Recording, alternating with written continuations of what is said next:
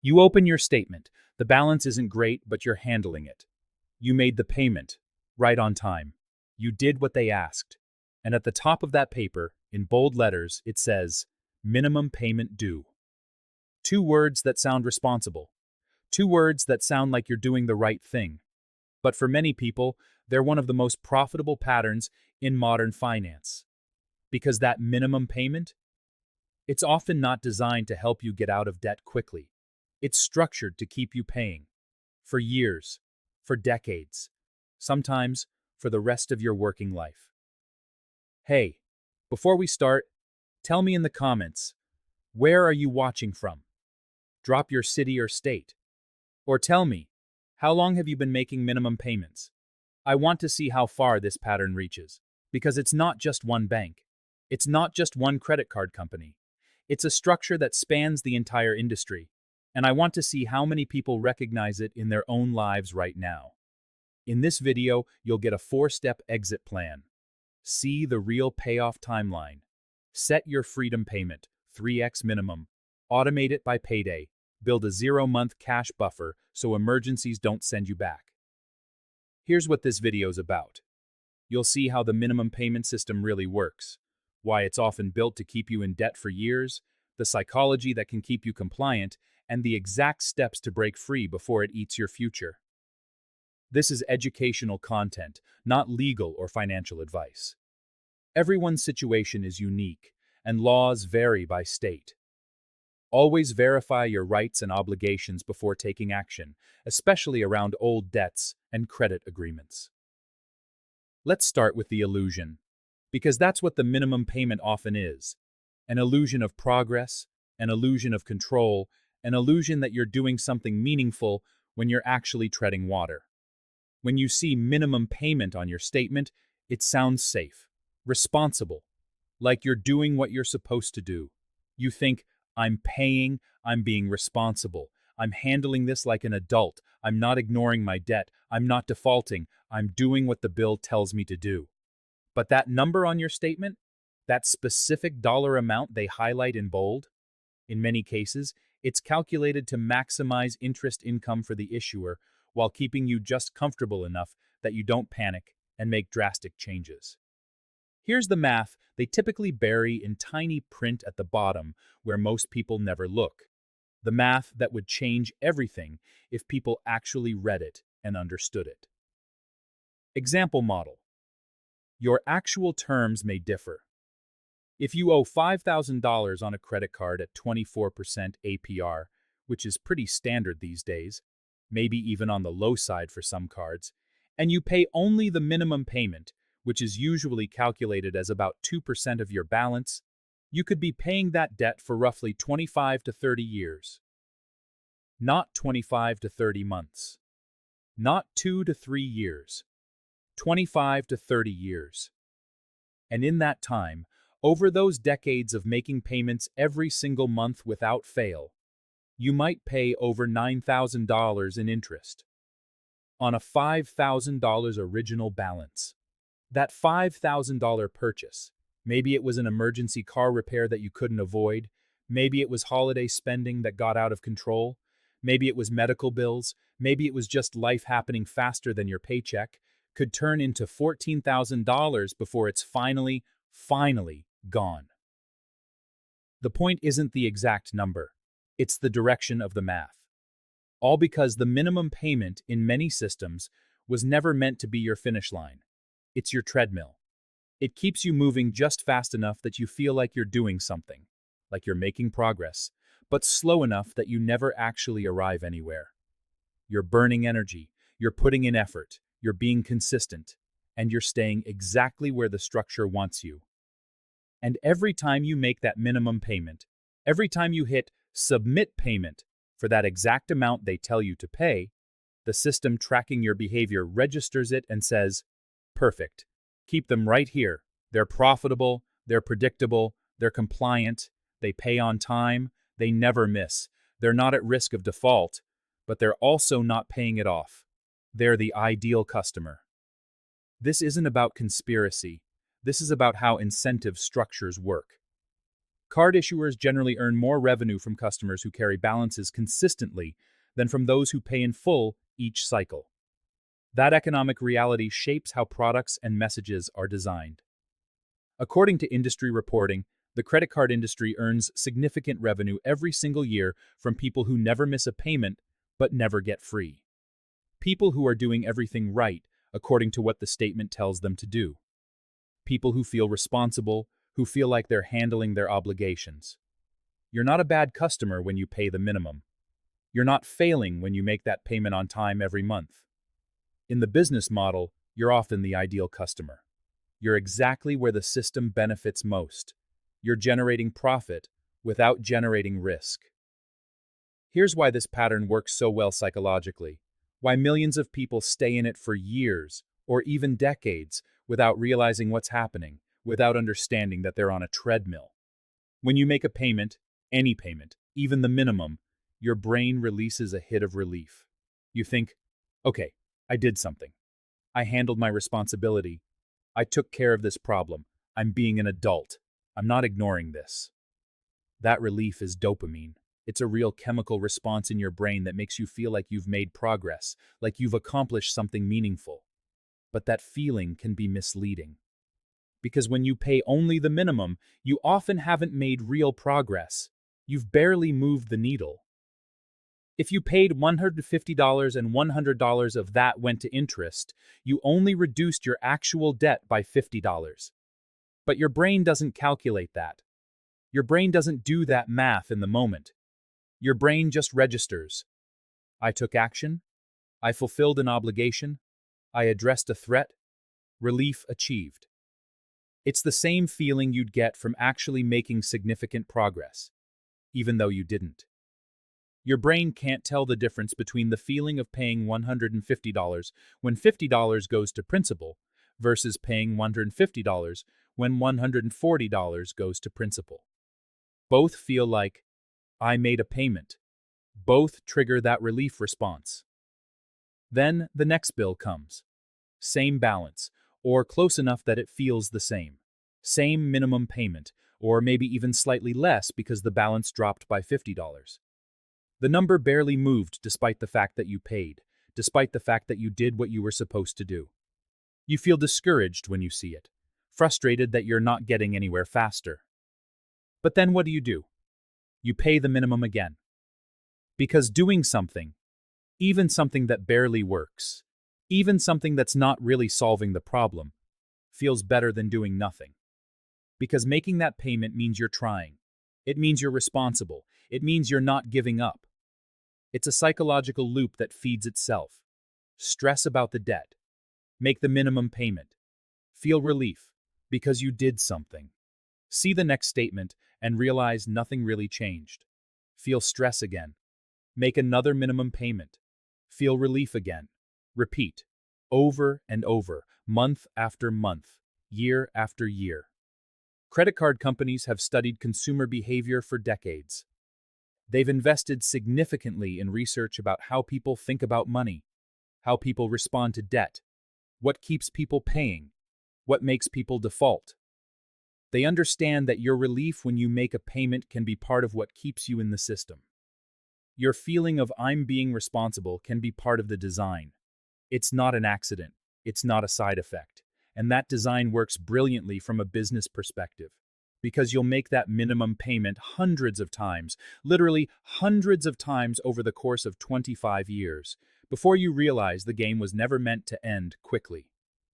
You'll pay faithfully, consistently, responsibly, for decades, feeling like you're doing the right thing, never understanding that the structure was designed to extend the timeline. Think about this for a second. When did you first get a credit card? Were you 18, 21, fresh out of high school or college, maybe still living with your parents or in a dorm? And when you got that card, when you filled out that application online or at a table on campus where they were giving away free t-shirts or pizza for signing up, did anyone sit you down and explain how the minimum payment was calculated? Did anyone show you a chart, a graph, a realistic example demonstrating how long it would take to pay off a balance if you only paid the minimum? Of course not. Because if people understood that math from the very beginning, If they really viscerally understood that a $5,000 balance paid at minimum could cost them $14,000 and take 3 decades, many would approach credit very differently. People would be much more cautious about carrying a balance. They'd pay it off immediately, or they wouldn't use the cards at all except in genuine emergencies. The system often relies on that initial gap in understanding. It relies on minimum payments feeling responsible and manageable. It relies on you not doing the math until you're already deep in, until you already have the balance, until you're already in the habit of making that minimum payment every month and feeling okay about it. It relies on the fact that most people get their first credit card when they're young, when they don't really understand compound interest, when they think in terms of monthly payments rather than total cost, when they're focused on, can I afford this payment right now, rather than, what is this actually costing me over time? That's not an accident. The targeting of young people, the marketing on college campuses, the pre-approved offers that show up in the mail the second you turn 18, all of that is strategic. Get people into the system early, before they fully understand how it works, and they'll spend years or decades figuring it out while generating profit the entire time. Pause right now. On a piece of paper or in your phone's notes app, write down your current credit card minimum payment, then multiply it by 3. That number, that's your freedom payment. Keep that number in mind. We'll come back to it in a few minutes. Let me show you exactly how this typically works, both mathematically and legally, because understanding the mechanism is what frees you from it. Once you see how the trap is built, you can see the way out. The minimum payment formula looks simple on the surface, but it's one of the most quietly effective structures in consumer finance. Most banks calculate your minimum payment as 1% to 2% of your balance, plus the monthly interest charges, plus any fees that have accrued. Some banks do it slightly differently, but that's the standard structure. Let's use a model example so you can see exactly how this plays out month by month. Remember, your actual terms may differ, so check your specific card agreement. You owe $5,000 on a credit card at 24% APR. That's an annual percentage rate, which means monthly it's about 2%. Your monthly interest charge on $5,000 is about $100. That's how much interest accrues in 1 month on a $5,000 balance at 24% annual rate. If your minimum payment is calculated as 1% of the balance plus interest, your minimum payment is about $150. $50 goes to principal, the actual debt you owe. $100 goes to interest, revenue for the bank. You make that $150 payment. You feel good. You check it off your mental list. You were responsible. You met your obligation. But look at what actually happened. You paid $150, and your balance only went down by $50. The other $100 evaporated into interest. Next month, you owe $4,950. The interest charge is now about $99. Your minimum payment drops to $149.50. Still mostly interest. Still barely touching the principal. You paid $149.50. Your balance went down by maybe $51. Month after month, your minimum payment gets slightly smaller as your balance very, very slowly shrinks. And this can feel good in a weird way. You think, oh, my payment's getting more manageable. The number's going down. I'm making progress. I can see the balance decreasing. But here's what's actually happening. Your minimum payment is shrinking because you're barely touching the principal. The balance is decreasing by tiny amounts. $50 here, $48 there, $45 the next month. While you keep paying $100 to $150 every single month, most of which disappears into interest that you'll never see again. You feel like you're winning. You feel like the debt is getting easier. You see that balance going from $5,000 to $4,950 to $4,900, and you think, look, progress.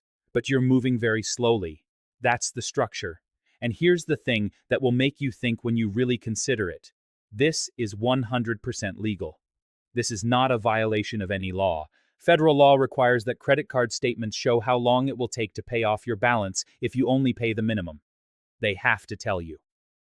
The Truth in Lending Act mandates this disclosure, so they do. It's right there on your statement, usually in a little box on page 2 or at the bottom of the first page. Minimum payment warning. If you make only the minimum payment each period, you will pay more in interest and it will take you longer to pay off your balance. For example, if you had a balance of $5,000 at 24% APR and paid only the minimum each month, it would take approximately 27 years to pay off the balance, and you would pay approximately $9,782 in total interest. That's compliance. That's disclosure.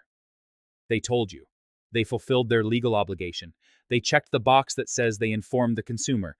They just made sure it was small enough, technical enough, buried enough that many people skip over it when they're just glancing at their statement to see how much they owe this month.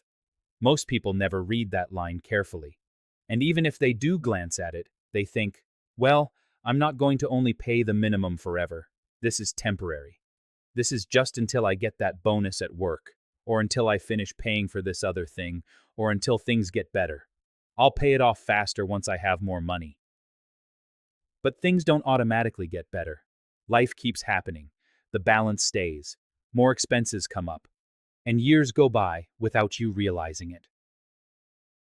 Let's talk about what this actually costs you beyond money, because the financial cost is significant, but the emotional and psychological cost can be even bigger and harder to measure. Debt doesn't just cost you thousands in interest over many years. It costs you peace of mind. It costs you mental bandwidth. It costs you options. It costs you the ability to make choices freely without always calculating whether you can afford it. Because every single month that balance follows you around, even if you're paying on time, even if you're doing everything the statement tells you to do, even if you never miss a payment and your credit score is fine, it's still there. Sitting in your account, sitting in your mind, never going away. And it changes how you think. It changes how you move through the world. It changes the calculations you make every single day. You hesitate before saying yes to plans with friends because you're not sure if you can afford it, even if the plans are cheap or free, because the debt in the back of your mind makes everything feel more expensive. You feel guilt when you buy anything for yourself, even small things, even things you need, because part of your brain is constantly saying, you shouldn't be spending this when you have debt. You should be putting every extra dollar toward that balance. You wake up thinking about bills. You go to bed thinking about due dates. You see mail from your credit card company and your stomach tightens before you even open it, because you don't know if it's just a statement, or if something went wrong, or if there's a fee you didn't expect. You avoid looking at your full balance because seeing that number makes you feel anxious and overwhelmed. That's not financial management. That's not being responsible. That's not even really living fully. That's living with a constant low-level anxiety that never fully goes away because the source of it never fully goes away. It's always there, lurking in the background of every decision you make.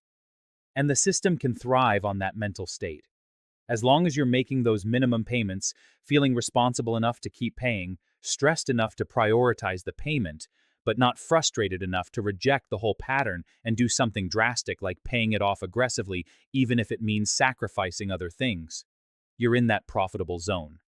That's the minimum payment mindset. It's not rebellion. It's not escape.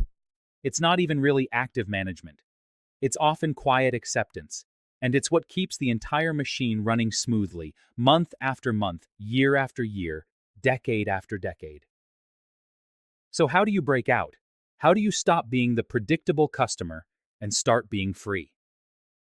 Here's the 4-step plan that actually works, that I've seen work for people, that's based on math and psychology rather than just motivation and willpower. Step 1. Face the real number. Log into your credit card account right now. Don't put this off. Don't wait until later. Do it while you're watching this video or right after. Go to your statement. Find the section, usually in small print somewhere near the bottom of the first page or in a box on the second page, that says Minimum Payment Warning or How Long It Will Take to Pay Off Your Balance If You Pay Only the Minimum Payment, or something similar. Read that number out loud. If you owe $5,000 and it says something like 27 years and $9,782 in interest, say it out loud. Even if you're alone, even if it feels silly, say it. 27 years, almost $10,000 in interest, $14,000 total for a $5,000 debt. Let that land. Don't rush past it. Don't minimize it. Don't tell yourself, well, I won't actually take that long because I'll pay more eventually. Let yourself feel how long that timeline actually is. Let yourself get frustrated about it, because that number should motivate you to change something. It should make you want to do something different immediately. That frustration is useful. That's the emotion that powers change. That's what makes you willing to sacrifice, to hustle, to do whatever it takes to not be that person paying for 27 years. Write that number down. Put it somewhere you'll see it. On your bathroom mirror, on your fridge, in your phone as a reminder. Keep it visible so you remember what you're fighting against. Step 2. Set your freedom payment. Forget the minimum for now. From this moment forward, you're rarely paying just the minimum unless there's a genuine emergency where you absolutely cannot pay more. And I mean genuine emergency, not I want to go out this weekend or there's a sale I don't want to miss. Here's your new baseline. Calculate your freedom payment. Take your current minimum payment and multiply it by 3. If your minimum is $150, your freedom payment is $450. That's your new target. That's what you aim to pay every single month from now until the balance hits 0. Why 3 times the minimum? Because that's approximately the amount that makes a real, visible dent in your principal while still being achievable for most people who have been successfully paying the minimum. It's aggressive enough to matter, but not so aggressive that it's impossible and you give up immediately. Every dollar you pay over the minimum goes directly to principal, not interest. That's the money that actually buys your freedom back.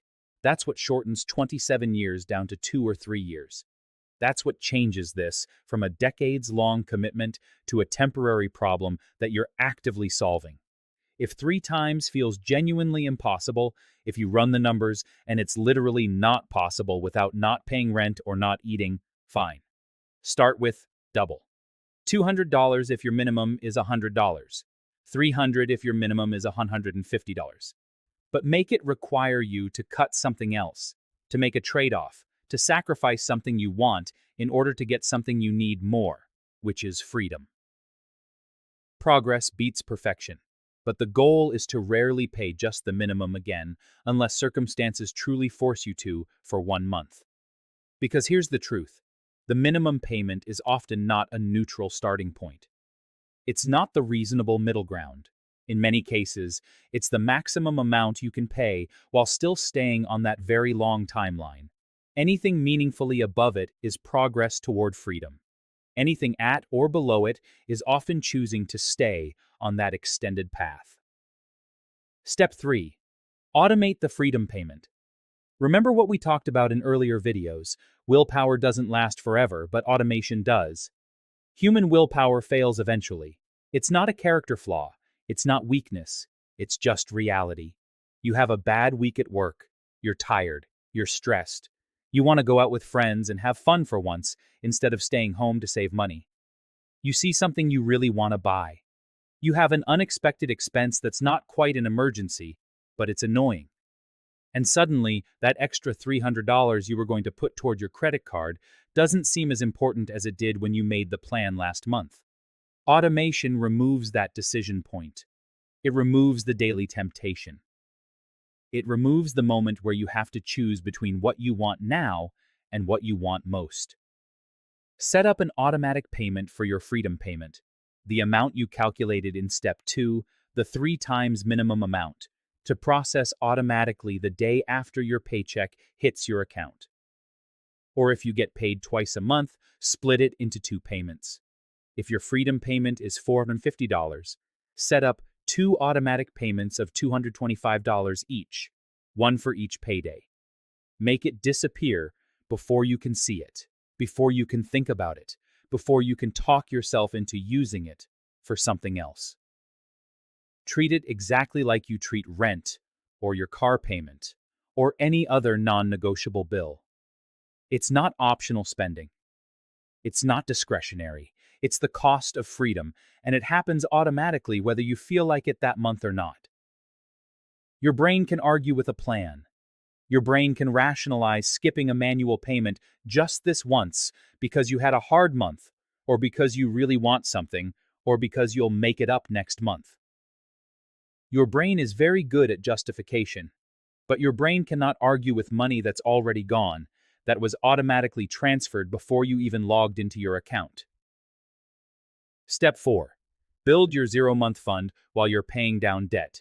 This is critical, and a lot of people skip this step because it seems counterintuitive. They think, why would I put money in savings when I have credit card debt at 24% APR? That doesn't make mathematical sense. Every dollar in savings is a dollar that could be paying down high-interest debt. And in pure mathematical terms, they have a point. If you only care about the numbers on paper, you should put every available dollar toward your highest interest debt until it's gone. But here's why it makes practical, real-world sense. You cannot stay out of debt permanently without a buffer. This is the thing that most debt payoff advice misses.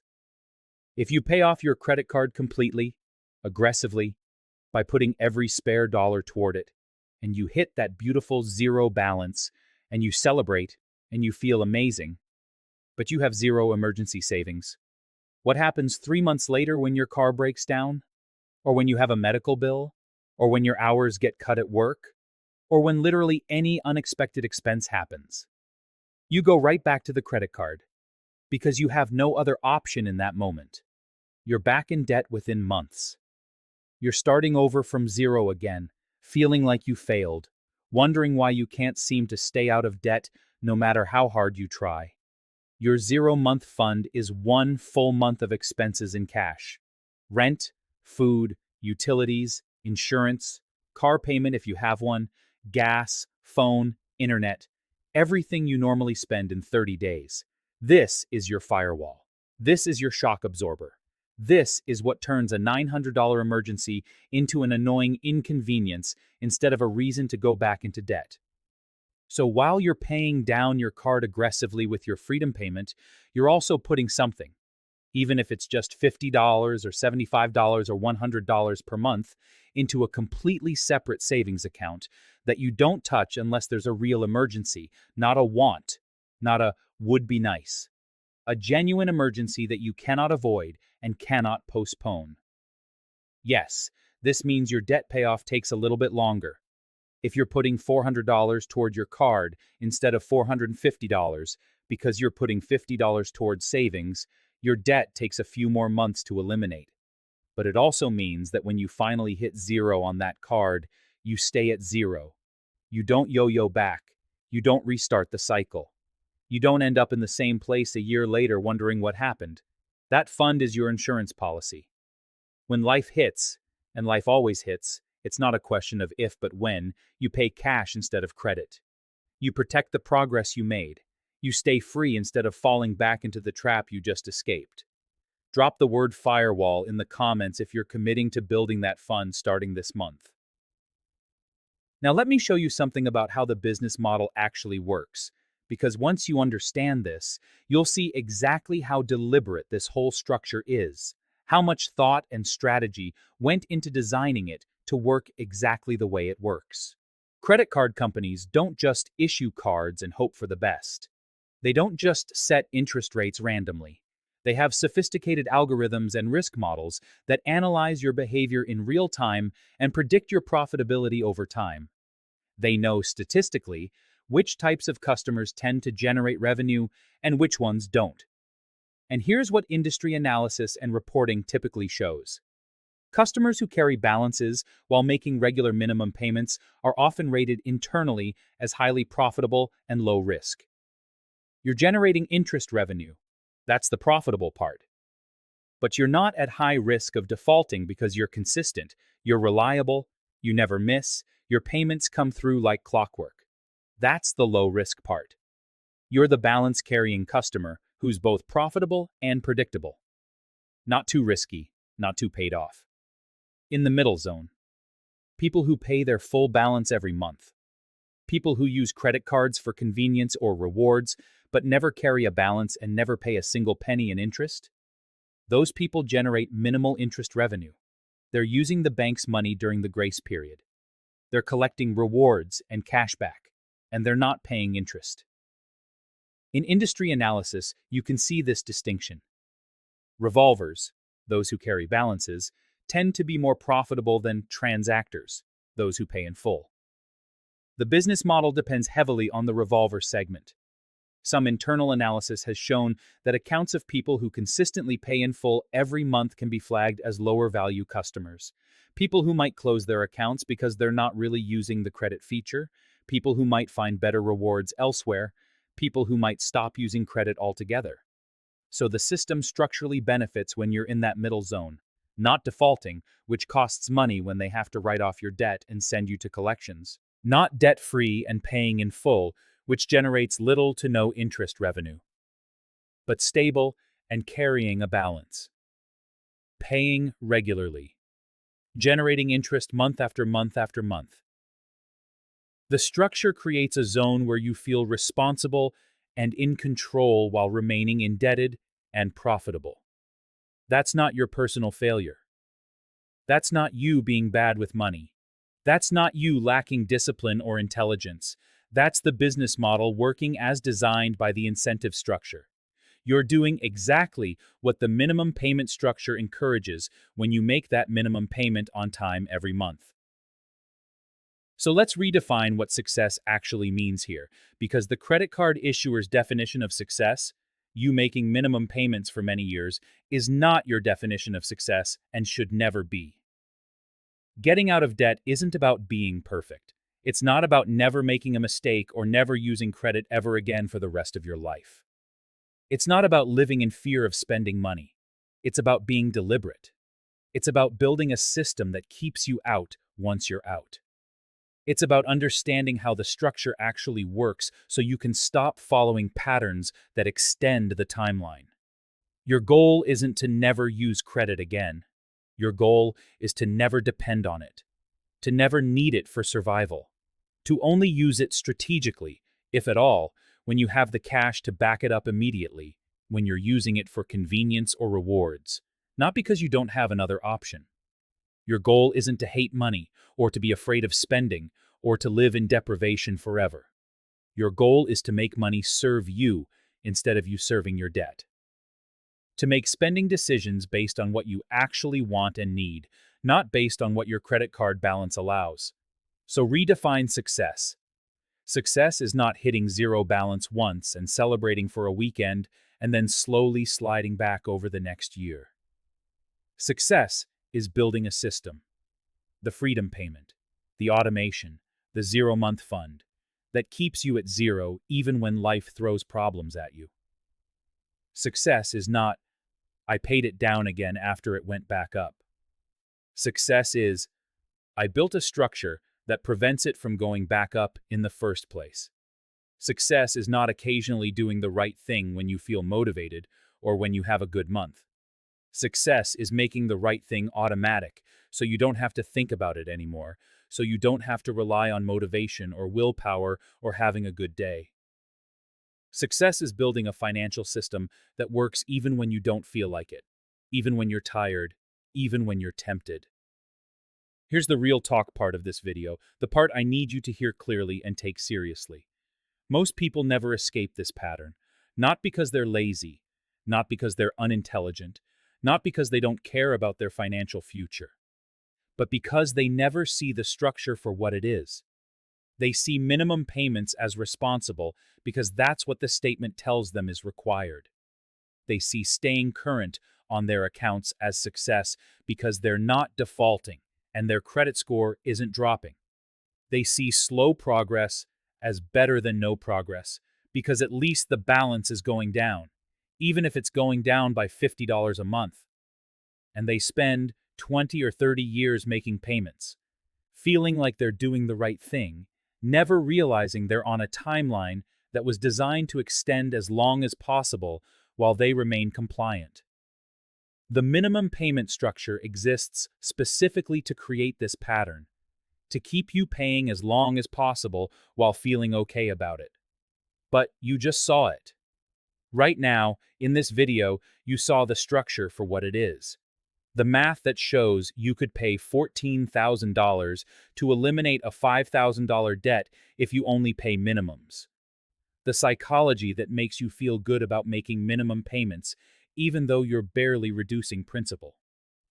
The business model that benefits from keeping you stable but stretched. The incentive structure that makes you the profitable customer when you're paying the minimum on time every month. You can't unsee that now. You can't pretend you don't know. And that awareness, just that awareness alone, just understanding how this actually works, makes you different from most people who stay in the pattern without realizing it. You're no longer following the pattern blind. You're no longer unaware. So here's your challenge for tonight. Not tomorrow, not next week, not when I have time, or when I feel motivated. Tonight, right now. Before you go to bed or move on to the next video or close this app or get distracted by something else. Pick one action, just one. Don't try to do everything at once. Don't try to overhaul your entire financial life tonight. Just pick one thing and do it. Move $50 into a new savings account and label it Firewall Fund or Emergency Only or Freedom Money. Just start it. Just plant that seed. Even if $50 feels like nothing, even if it feels too small to matter, do it anyway. You're not building the whole fund tonight. You're building the habit. You're building the identity of someone who has an emergency fund. Or calculate your freedom payment right now. Pull up your credit card statement on your phone. Find your current minimum payment. Multiply that number by 3. Write that number down somewhere you'll see it tomorrow. That's your freedom payment. That's what you're going to aim to pay starting next month. Or set up the automation right now if you've already calculated your freedom payment. Log into your bank's website or app. Set up an automatic payment for an amount higher than the minimum. Make it happen before you can change your mind, before you can talk yourself out of it, before you can decide it's too hard or too scary.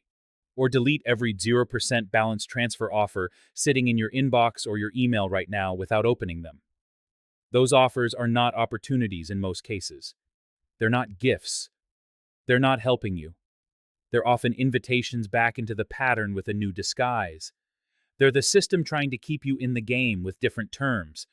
Or just drop a comment below. Tell us where you're watching from, city or state. Or tell us how long you've been making minimum payments. Tell us if this video changed how you see your debt. Tell us if you've seen this pattern play out in your own life or in the lives of people you know. Your story might be exactly what someone else needs to hear tonight. One comment can start a chain reaction. One person realizing they're not alone. One person seeing their situation clearly for the first time. One person deleting a card offer instead of clicking it. One person finally breaking free. Because here's what I want you to remember, what I want you to carry with you after this video ends. Debt doesn't just take your money, it takes your control. It takes your peace of mind. It takes your self-trust. Every time you promise yourself you'll handle it, you'll pay it down, you'll get it under control, and then you don't because the structure makes it difficult, you lose a little bit of trust in yourself. You start believing you're not capable of managing money. You start believing you're just not good at this. You start believing the problem is you. But it's often not you. It's the structure. You were taught to trust the minimum payment. You were taught to believe that paying on time meant you were doing well. You were taught to feel guilty about debt without being taught how to actually eliminate it efficiently. You were set up by a system that benefits from extended timelines. But every time you make a freedom payment instead of a minimum payment, every time you choose the automated system over the willpower gamble, every time you say no to a new card or a balance transfer when your brain is telling you it might be easier, you rebuild that trust. You rebuild your control. You rebuild your peace. You prove to yourself that you can do this, that you're not broken, that you were just following a structure with rules designed to extend the timeline. So screenshot this moment. Screenshot right now. The moment you stopped being the predictable customer, the moment you stopped following rules that were written to maximize the timeline, the moment you started being free on your terms, not theirs. You already know how to make payments. You've been doing that for months or years. You've proven you can be consistent, you can be reliable, you can prioritize your obligations. Now you know how to make payments that actually matter. Payments that move the needle significantly. Payments that attack principal instead of just feeding interest. Payments that end the game in years instead of extending it for decades. Because the real pattern isn't just the interest rate, though that's significant and deserves its own conversation. The real pattern isn't even the fees, though those add up over time and drain you slowly. The real pattern is the illusion that paying the minimum payment means you're doing well, that you're being responsible, that you're handling your obligations like an adult, that you're winning at this game. You're not. Not when you're only paying the minimum. You're not winning. You're not even playing the game in many ways. You're often part of the revenue model. Your consistent minimum payments, your reliability, your years of interest payments, that's what makes the business model work. That's what gets reported to investors as predictable revenue. You're treading water in a pool where the sides keep getting higher, where the water keeps getting deeper, where you're burning energy just to stay in place while the system benefits from your effort. But not anymore. Now you see it. Now you understand how it works. Now you know that the minimum payment is often not your friend. It's not helping you get out quickly. It's not even neutral. It's often structured to keep you paying as long as possible while you remain compliant. Now you're done accepting that. Now you're done being the ideal customer in that business model. Now you're done following their structure. You're making your own rules now. You're paying 3 times the minimum. You're automating it so willpower doesn't matter. You're building your firewall so emergencies don't send you back. You're tracking your progress so you can see the real movement, not the illusion of movement. You're taking back control. Not someday. Not eventually. Right now. Tonight. Starting with one action, one decision, one automated payment that says, I'm not doing this anymore. I'm not staying here for decades. I'm leaving. Welcome to the other side. Welcome to the group of people who see the structure for what it is and refuse to follow it. Welcome to freedom. Let's make this the month where everything changed. Not because you suddenly got a huge raise or won the lottery or had some external thing save you, but because you decided to save yourself, because you saw the structure and chose to walk out of it. Drop a comment right now. Tell us your city or state, or how long you've been making minimum payments. Let's see how far this message reaches. Let's build a community of people who are done being predictable customers and ready to be free. If this video helped you see something you couldn't see before, if it made you frustrated enough to change something, if it gave you clarity about why you've been stuck, hit subscribe. The next video breaks down exactly how to handle debt collectors without letting them control your life. And the one after that shows you how to rebuild your credit score after you've had setbacks, so you're not trapped in high-interest products forever. Resources are in the description. A minimum payment calculator that shows you the real cost and timeline of only paying the minimum. A freedom payment template you can download and fill out. Scripts for calling your credit card company to try to negotiate your interest rate, and links to high-yield savings accounts where you can start building your zero-month fund tonight. Remember, the system works when you forget. So remember this: freedom payment first, automate second, build your firewall third. That's the sequence. That's the system that beats their system. You already know how to break free. Now you know how to stay free. That's the difference between escaping once and being trapped in the pattern versus building a structure that keeps you out permanently. Now go. Calculate that freedom payment. Set up that automation. Move that $50. Take back control. The minimum payment is often not your friend. It's often your longest path. And you just learned how to take a much shorter one.